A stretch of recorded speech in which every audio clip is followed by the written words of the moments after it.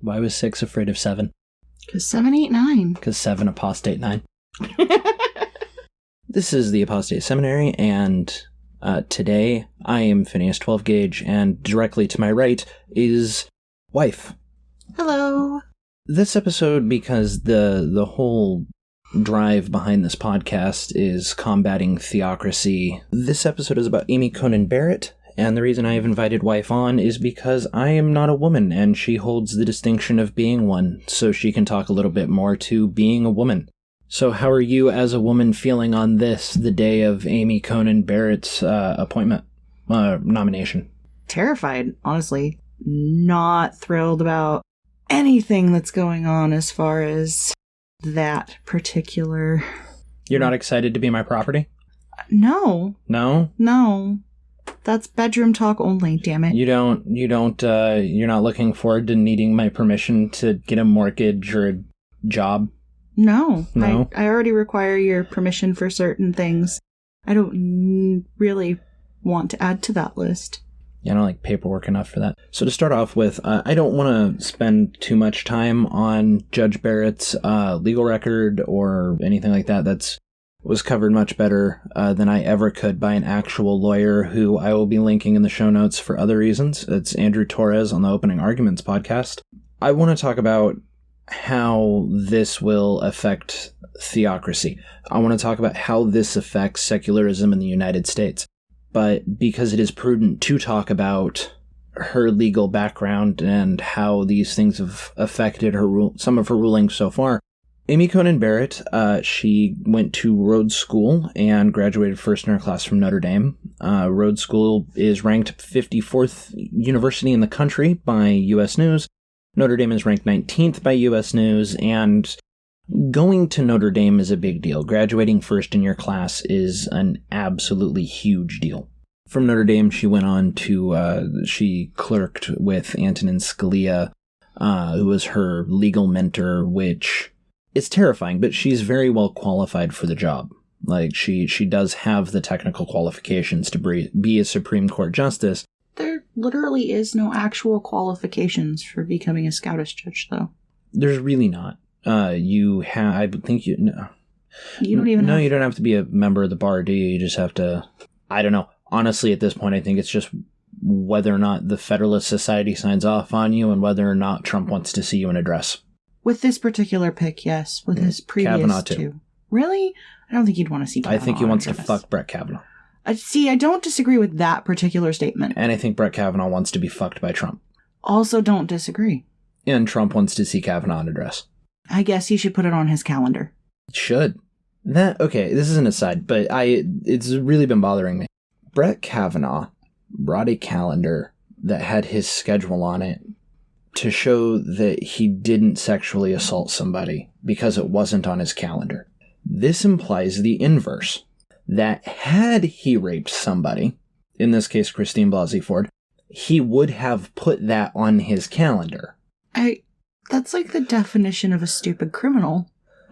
Yeah, and that's what's implied by the fact that by the fact that he wouldn't say I didn't even write it on my calendar. That implies, had he raped Christine Blasey Ford, and he did, that he would have written that on his calendar. That is so. I don't even know where to go with that. Honestly, that's another thing that's terrifyingly disturbing. We can go back to Judge Barrett on something that's terrifyingly disturbing. Oh, there's plenty to talk about. So, in a Fox News article that we read, there is the quote from Carrie Severino, who's the president of the Judicial Crisis Network, where she said that Barrett and the other women on Trump's shortlist may disagree with Ginsburg on the issues, but have the intellectual firepower to fill in for the late legal luminary. That's pretty terrifying. That is incredible. Yeah. She's smart and all. She is. But why did you like Ruth Bader Ginsburg? She didn't try to literally make me barefoot and pregnant in a kitchen the entire time and tell me that I couldn't get a credit card without someone's permission or an auto loan without needing you to sign off on it.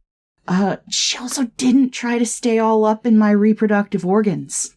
I feel like that last one is the main one that's a threat, but, like, I get your, like, yes, like, it seems like Barrett is the antithesis of Ruth Bader Ginsburg. Like, Barrett, again, she is educated, she is qualified, that part specifically is fine. The flippy-floppy litigating from the bench isn't great. No. Did you read about the Cantor v. Barr? Cantor v. Barr. That's the felon owning a gun. Yeah. Yeah. Do you want to summarize that? His crimes were money related, weren't they? Like, he counterfeited. Yeah, he had a fraud crime. He had a fraud crime, and he thought that he should still be able to have gun rights because he had a non-violent felony. Right. And this was on the Seventh Court of Appeals. And the thing with that is, did you look at the Wisconsin law? I didn't look at the Wisconsin law. So the Wisconsin law, and I'm going to link to the relative statutes in the show notes, states very clearly that no felonies are allowed to possess a firearm. No felons at all. Bar none. So when Barrett wrote in her dissent that should only apply to dangerous criminals, and it hadn't been shown that Cantor was a dangerous criminal, that's hugely problematic, because that is not the job of the appeals court. The quote from her was, "But that power extends only to people who are dangerous. While both Wisconsin and the United States have an unquestionably strong interest in protecting the public from gun violence, they have failed to show by either logic or data that disarming Cantor substantially advances that interest.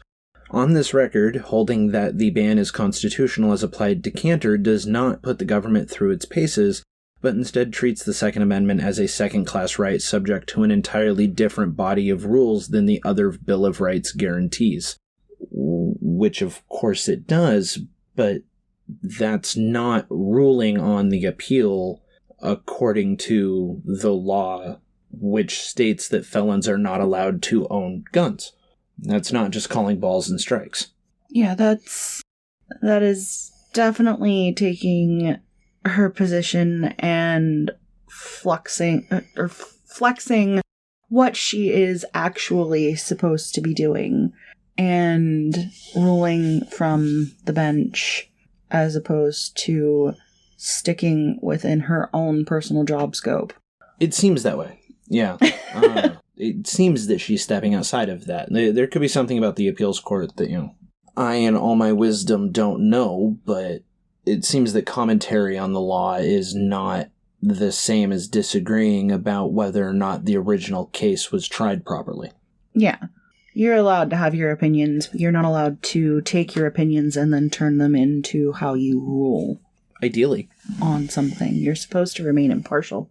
Which, she should, and she's said that, right? Like, she said that, especially, as a Catholic, with the Pope having ruled on so much stuff, she feels that she should recuse herself. But of course she doesn't. Like, that's her record of talking about abortion cases is evidence of that.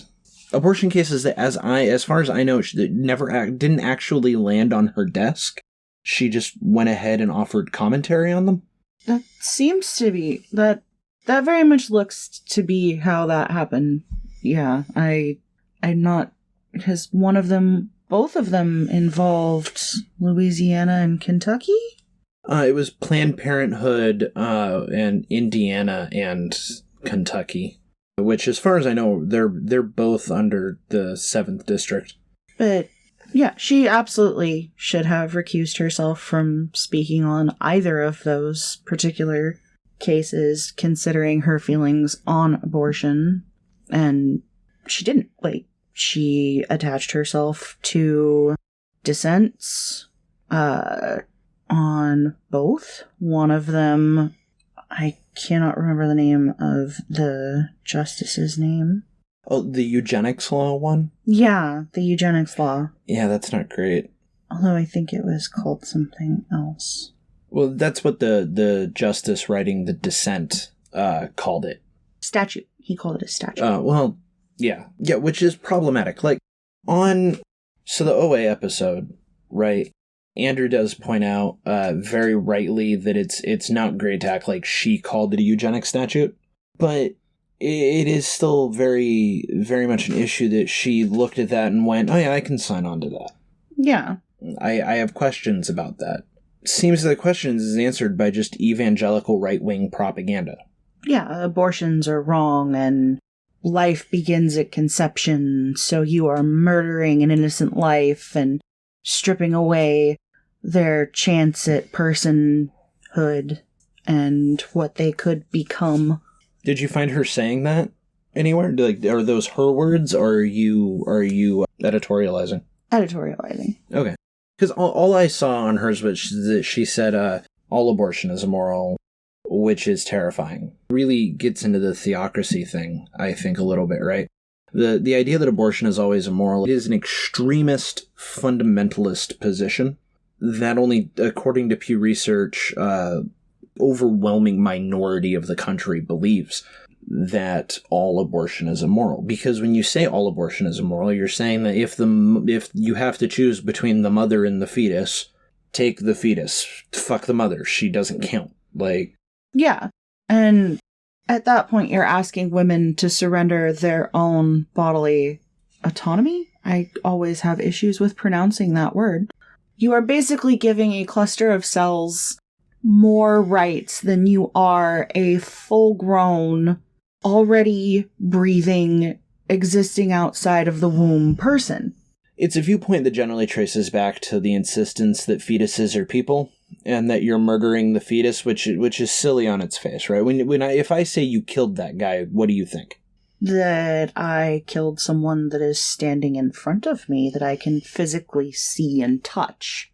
Right. Like, you know, when you think of murder, you think of somebody scared on the floor. You think of a shooting in an alley. You think of... So, stop for a second and picture shooting a fetus in an alley. I think that... I mean, I suppose technically you could if you shot a pregnant woman in the abdomen in an alley. You would effectively be shooting the fetus. Right. But you would be striking that living, already autonomous person in the alley first. Right. And you'd get charged with a double homicide because sometimes taking that choice away from a woman is a crime. But, like, I mean just like a freestanding fetus. There's just a fetus in an alley and it won't give you its wallet, and so you... I knife the fetus? So you knife the fetus because you're murdering a fetus. Like, that's because, like, it's not the same, right? It's not. And saying that it's always immoral means that, like, if the mother and the fetus are both going to die, if the fetus is going to, as has happened with Catholic hospitals, just suffer for hours and then die. Or if you're asking not even a woman to give up her autonomy, a woman to kill herself. If you're telling a woman she has to kill herself for this fetus, that's an appliance. And it is a religious position, right? Yeah, it is absolutely a religious position. And you should always have that choice.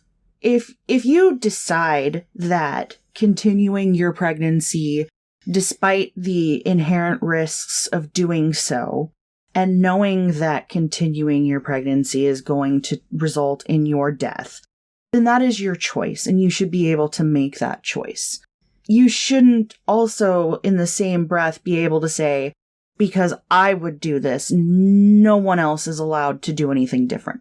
I see the religious position less as because I would do this, nobody else gets to do anything different.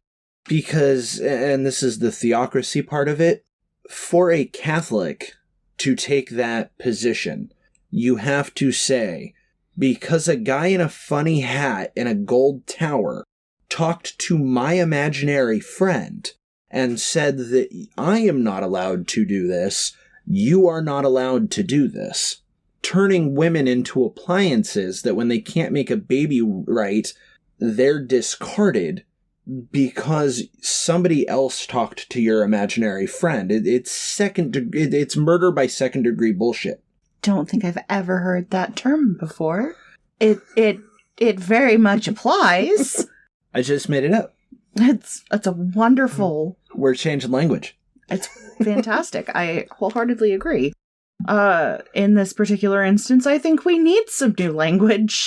Yeah. you can't force someone to be an incubator. Like, you just... Well, I mean, unfortunately, you can. Like, not morally, certainly. Pro-choice podcast, but, like, not forcing women to be an incubator is a very recent thing. Yeah, it was Roe v. Wade in 1972? I just know 1970s. I didn't fact check the date on Roe v. Wade. Oh, well. Live Googling is allowed. Is it? Yeah. Oh, okay. 1973. I was a year off. I got close. And the thing is like, it's very short-lived. And they will be able to overturn it. I looked into this, and what I found... So, generally courts... let me see, because there's some other bullshit she said. Where's my bullshit? I'm not sure which bullshit you're looking for. Pretty recent bullshit. So... No, I do know that during Trump's presidential campaign, he did flat out say that he would only appoint or nominate pro-life people for SCOTUS.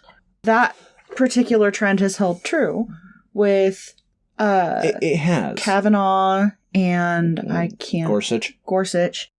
They are both pro-life. Amy is pro-life, and during his during the 2016 presidential debate, he said he very much plans to see Roe v. Wade overturned.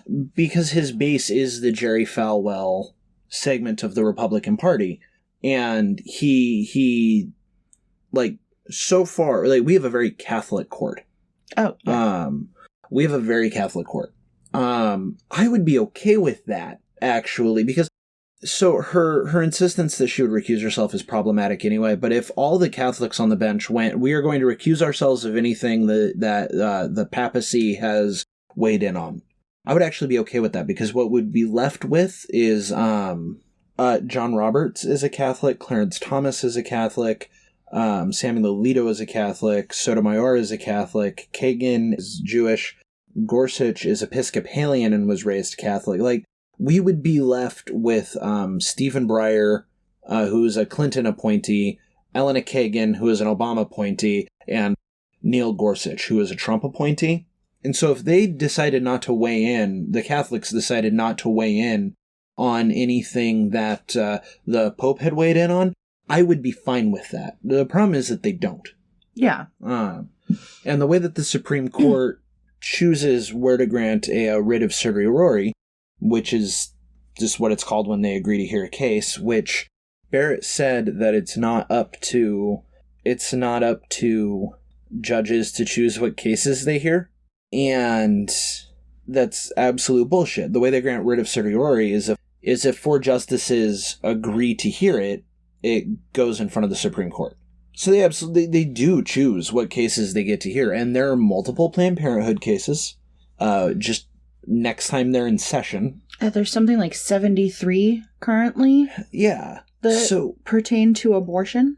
Yes, and generally they have to follow stare decisis, and stare decisis is just a really fancy, fun Harry Potter way of saying they have to follow the precedent they've already set. Now, the ways that they can overturn that precedent are quality of reasoning. So if they decide that it was just badly reasoned, or whether or not it's too difficult for lower courts to apply. Inconsistency with related decisions. If they decide that, okay, well, this precedent that we have doesn't work with other precedents, so in order to make the law more cohesive, we're going to change it. Changed understanding of relevant facts, or reliance. Because overruling it would injure individuals, companies, organizations, society as a whole, or legislative, executive, or judicial branch officers who had relied on the decision. Is one where they can keep bad previous decision. That is from the Judicial Learning Center. So they absolutely can say that it's badly reasoned, and as we've seen with religious decisions out of our current court, they've had cases where there's justices on the court who aren't even sure what they did or why, and that's not going to get better with Barrett on it. So we've talked a lot about law. You want to talk about religious persecution of Catholics? Oh, yes, please. 'Cause you know how those white Catholics are persecuted in this country? Oh, so persecuted. There is anti-Catholic bias in this country. JFK had to swear to separation of church and state because of it. You see, if all of them did that, though, again, I wouldn't have a problem with it. If they... I would. Because unlike JFK, they'd be fucking lying. Yeah, but then you could point to that and be like, you're not even maintaining your own word. You're not doing what you said you would do. Why should you be able to keep your position? Lip sync for your life, bitches. I mean, people already do that, though. People do that with Barrett. Her saying that she, her not recusing herself from things that the Pope weighs in on. Her, we can call her on the flagrant hypocrisy of belonging to a group where women aren't allowed to hold positions of men, belonging to a religion with the Book of Timothy, which says that women aren't allowed to hold positions over men, and then being a Supreme Court justice. Well, and all of that should absolutely be brought up during her nomination hearings.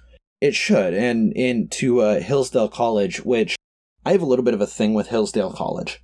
My thing with Hillsdale College, they were doing a free course on the Book of Genesis. Because of this podcast, I went ahead and signed up for that free course at Hillsdale College, which is a Christian school in Michigan, which claims that you should learn the, all the philosophical classics and all that bullshit. And I have a problem with that, but we can get to that when I get off my tangent. Hillsdale College is a bullshit religious school in Michigan. They're an indoctrination factory, is all they are. And Barrett said there that she thinks this is a quoting from NOLA, Barrett said she thinks most questions posed to judges about the specifics of their religious beliefs are irrelevant to the job, and in fact it's unconstitutional to consider it as a qualification for office. As I understand it, that part of the Constitution is there. There should be no religious test. And that all that part of the Constitution means is you can't say only this kind of Christian, or only Muslims, or only Jews, or no Muslims, or no Mormons, or no Catholics can be judges. Asking questions about how their faith would impact their ruling or impact their thought processes when hearing a case, however, is still acceptable, because that's not precluding them from that job based on their religion. That is just trying to see if they're going to be shitty at their job or not. Right. And I mean, I would like less Christians on the court. 2 Jews, a Protestant, and a bunch of Catholics, and the Protestant was raised Catholic. That's hugely problematic with me, because, my concern there is that I question their epistemology. I'm worried about how they know things. So, at the request of the Lady 12 Gauge, I am going to be rolling solo for the rest of the episode. She started not feeling well, and I don't want to just erase her voice from the record, especially given what's been going on that inspired this episode. That seems like a horrific thing to do. But for talking about where our morals come from and how our training and our epistemologies affect us, and how it's important for judges to have the best thought process and rationality they can, and people of praise, it's just going to be me. So Judge Barrett has expressed that the public should be concerned about a nominee setting aside their moral convictions to follow the law. She stressed that that's not just a problem for religious people, and that it's a challenge for everyone. So she thinks it's dangerous that only religious people would be asked about this, because it implies that only religious people would have a problem with it. The huge issue there is the fact that religious people are overwhelmingly the ones in power. Of course they're going to be getting asked more. They should be getting asked more frequently than non-religious people, because they're the preponderance of people in power. And honestly, I'm not worried about what our moral convictions are. I'm worried about where they come from. Because where your moral convictions come from is hugely influential on what they are and how strongly you have them, and whether or not you will be able to set them aside for the name of the law. I want to know that my Supreme Court justices can tell me if a law is right because God says it's right, or if a law is right because it's right. I want them to be able to defend their positions from a secular standpoint, and I honestly don't think that Barrett could if pressed. And as a matter of fact, except for the few Republican atheists that there are, I doubt any conservative could if pressed. I doubt a lot of Democrats could if pressed. Or if anything, they would appeal to just this is what the people want, which is their job. I have spent a lot of time with philosophical texts, not as many as, the PhDs or the master's degrees, but I have been around them a lot, and I tend to read other writings like they are philosophical texts. I wonder what they're saying. I wonder what the conclusion is. I wonder what the supporting elements are. I look at how the logic is when they make those. I don't read a lot of fiction. And because of that, I view things very differently than people who are of the same education level, but they are doing it to be a doctor. Or people who are of the same education level, but they're doing it to be a lawyer. Or they're a chemist and a debate team champion. I read differently than they do. Very similarly, being Catholic, and a very weird kind of Catholic, apparently, she isn't able to separate the way she views the world from that. Like, I am not able to view questions of what makes a life a good life outside of the training that I have had viewing things philosophically. Even when I turn off the philosopher brain, it's still impacting how I interpret the world. My wife is a CNA, and her continuing education credits, her initial certification, the training that she has to do to get recertified, all of that affects her because she reads things and absorbs information the way she has been taught to in order to be a CNA.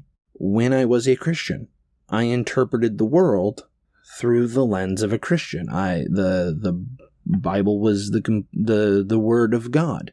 Ethics came from the Bible. My pastor knew what was right and what was wrong, and it affected how I interpreted information when I looked out at the world. I know that, and what concerns me is the people who make those arguments that, she can turn off her Catholicness, don't know that. Now, as for what is her Catholicness? Her Catholicness is the people of praise, and they've been going around a lot for all the wrong reasons. Newsweek wrote a very bad article that they have since retracted, which is a good thing. It's a good thing when our news outlets issue retractions when they make mistakes. But this article claimed that because the women are handmaids and the men are heads, that it was an inspiration from Margaret Atwood's The Handmaid's Tale, where the inspiration for that, according to Atwood, was actually the hyper-religion authoritarianism of 17th century England. Now, the religious right in this country, in which I'm including Amy Barrett, in the evangelical right, because she wouldn't be being put up to the position she is if she didn't fit that, because that is the base they are pandering to, and the only base they are pandering to, want not that extreme, but as close as they can get to that world where women are just property and breeding machines. That's been the subtext of their platform for decades.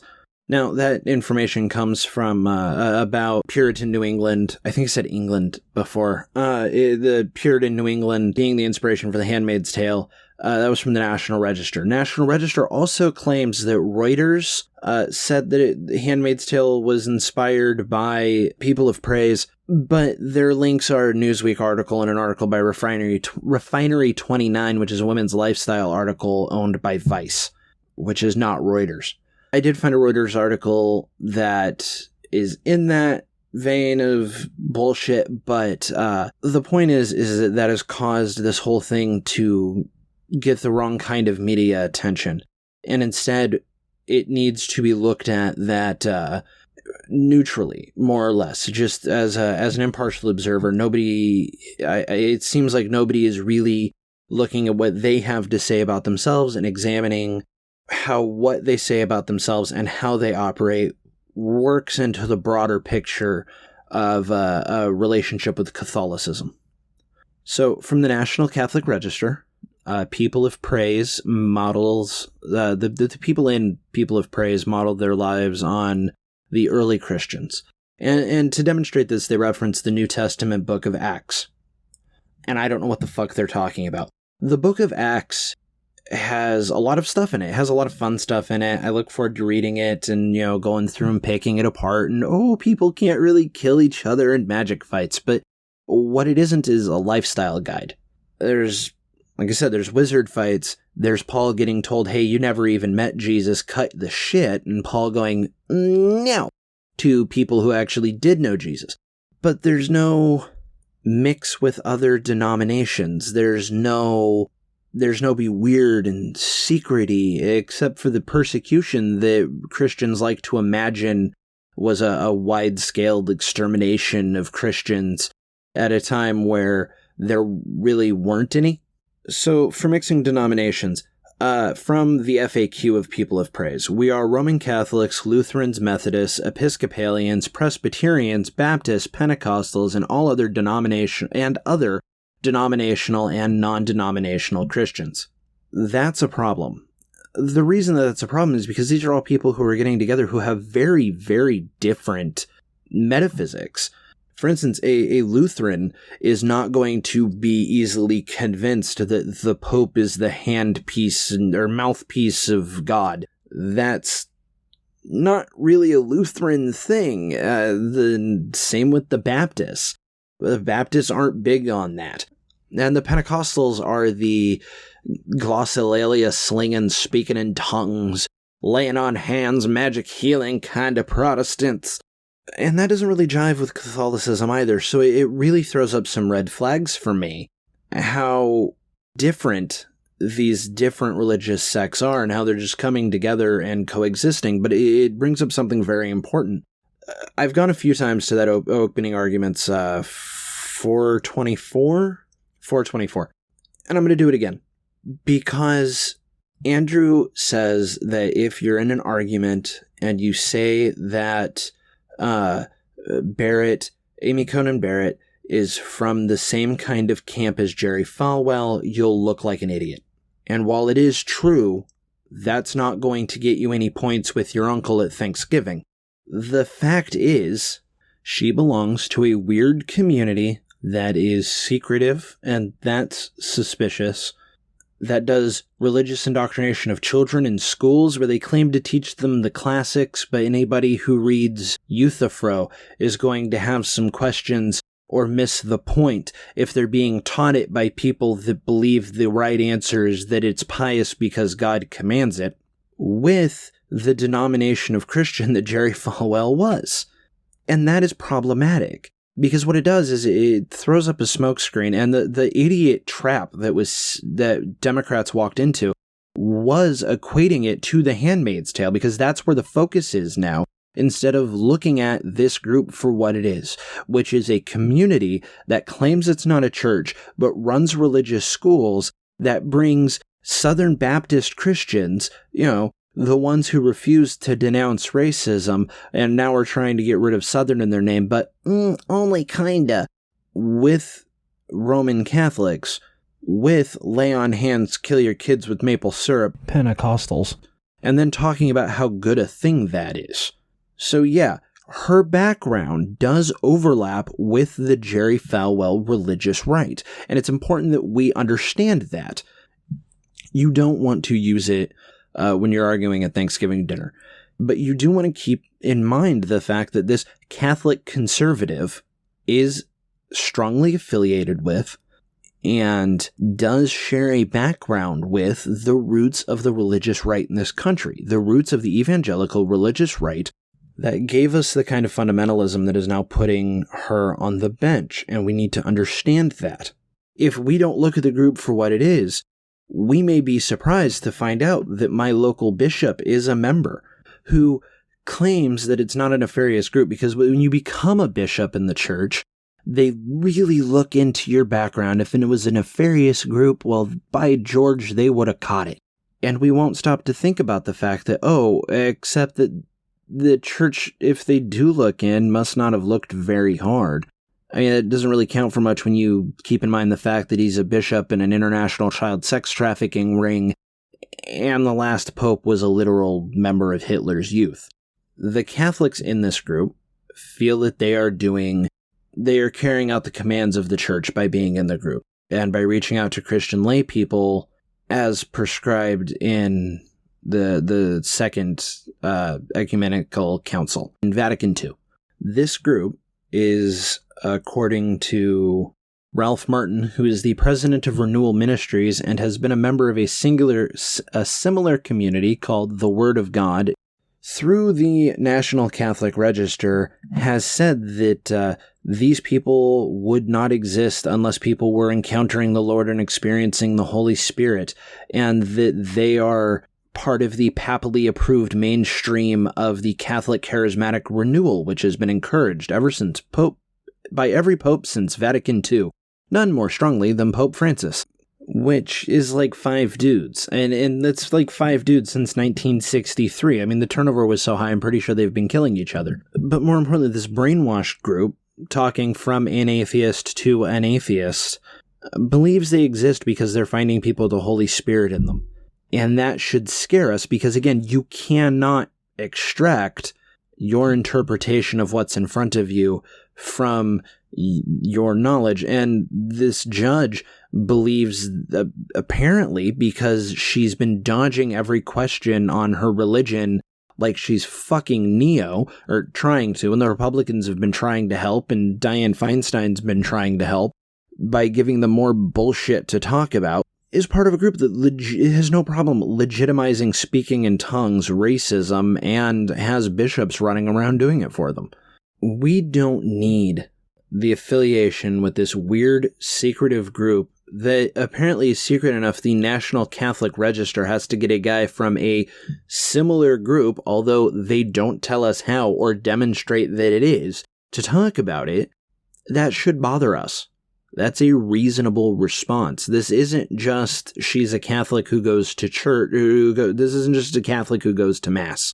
She doesn't just believe in God. She's not just a Christian. She's a Catholic who is part of a small group that is secretive, runs schools where all I could find on what they teach was close reading and seminar discussion of classics and philosophy, which I call bullshit on, a variety of challenging mathematics and science courses, I doubt it, and in-depth scripture study, quite frankly I doubt that too, studio art and performance-based training in music and drama, which, sure, why not, to indoctrinate children, and has strong overlap with some of the most problematic sorts of Christianity in this country, while being one of the most problematic sorts of Christianity in this country.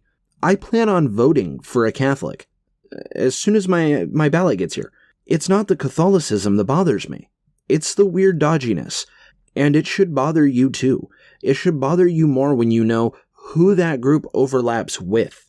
It's like an evil theist Voltron. And it's going to take our country further into theocracy. It's why she's being put on the bench. It's trained her to be better versed in it. And I might sound alarmist, but at this point, if you're listening to this and you're thinking, boy, that really sounds alarmist, you haven't been paying attention to the last 50 fucking years. This isn't panicky. This is knowing the kind of ideologies that fester in that cesspit that she belongs to, and also people of praise. And watching people get distracted by The Handmaid's Tale. Watching people get distracted by weird cult associations that, quite frankly, yeah, I think it's a cult too, but I can't prove it. What I can demonstrate, what I can prove, is that she has behaved in a way that indicates that she wants to legislate from the bench, to speak outside of the scope of what at least I'm under the impression the appeals court is allowed to do, which is to decide whether or not a case was tried within the bounds of the law, not decide where the law should be applied. She insists things that save lives is immoral in all circumstances, in a way that a sliver of the country wants. There's barely more people who believe that abortion is immoral in all circumstances in this country than there are atheists. And there's fewer of them than there are nuns. Non-religious, not habits. And we know that because of these extremist views and because the overlap with the other most problematic types of Christian in this country, the right loves her. The right is so excited. There's already notorious ACB t-shirts. They're disgusting. It took less than a week for them to hold her up as a kind of Ruth Bader Ginsburg. It took less than a week for Sarah Huckabee Sanders to say that the right is the real feminist for putting her in a position of power. And feminists should be stoked to have her there taking away their rights. I'm going to leave with a downer. And so I want to get out of the way first. I'm Phineas 12 Gauge. The Twitter is the letter X, Essential Panda.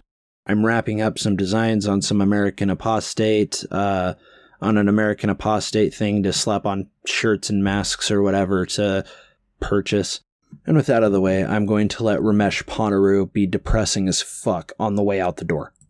The senior editor for National Review and the visiting fellow at the American Enterprise Institute, whose notable credits include The Party of Death, which is a book about how the Democrats want to kill everybody you love and want to murder all the babies, said of Barrett, "It may be that in an ideal world, the sex of a Supreme Court nominee would not matter, but opposing a woman will probably be more awkward for senators than opposing a man would be. Also, it cannot be good for conservatism that all three women now on the court are liberals. If Roe v. Wade is ever overturned, as I certainly hope it will be, as it is an unjust decision with no plausible basis in the Constitution, it would be better if it were not done by only male justices with every female justice in dissent. So pick Barrett, Mr. President. Let the dogma live loudly on the Supreme Court." And that's exactly what's going to happen. Because she is a part of the fundamental religious right. Do not let the fact that she isn't a Protestant fool you. And they are going to love her for it, while she drags us into theocracy.